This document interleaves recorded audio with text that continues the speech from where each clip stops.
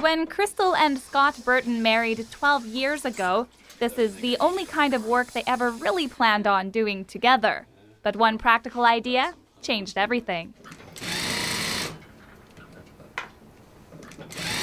This started as a hobby. We were cloth diapering our kids, and I wanted to find other ways that we could save money and help the environment. So I started making cloth pads for myself, and from there I had some extra fabric, which I turned into more pads and sold them, and it really took off. The first month Crystal sold the pads online, she made a few $100, and Scott remembers thinking that was going to be it. She's going to maximize that. She's going to sell to those people, and then that's going to be it. And I saw nothing beyond that.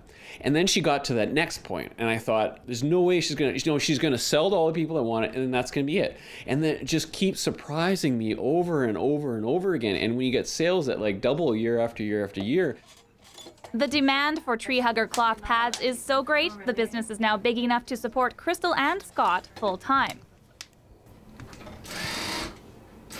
Crystal still does some sewing, but most of the pre-cut fabric gets packed up and sent out the door in bins to work-at-home moms. It's a system that Crystal prefers to a factory setting. I really like giving people the flexibility to work from their home, which is something I love, the aspect of my job. I work around my kids' schedule. I can still volunteer at school, and they sew when their kids are sleeping or away at school, and it's a great lifestyle, and I want others to have that as well.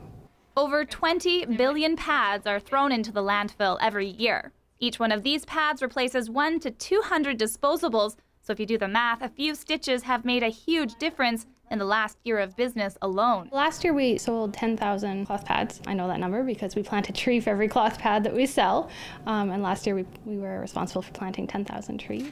Reasons to buy cloth pads go beyond economics and the environment. Many customers with skin sensitivities and allergies are also buying them to avoid the irritants found in disposable pads. So they're ready to sew. And while Crystal handles most of the customer calls, Scott has no trouble talking shop, even if that might seem weird to other people. Different styles of fabrics here, prints. So in our house, when there's pads everywhere, that we talk about pads every day long, that all of our friends talk to us about pads, and people are asking about pads, we go to trade shows and talk about pads, you know, we're on TV talking about pads, and all of a sudden it can be completely normal, and now it's weird and shocking to me when other people find it weird and shocking.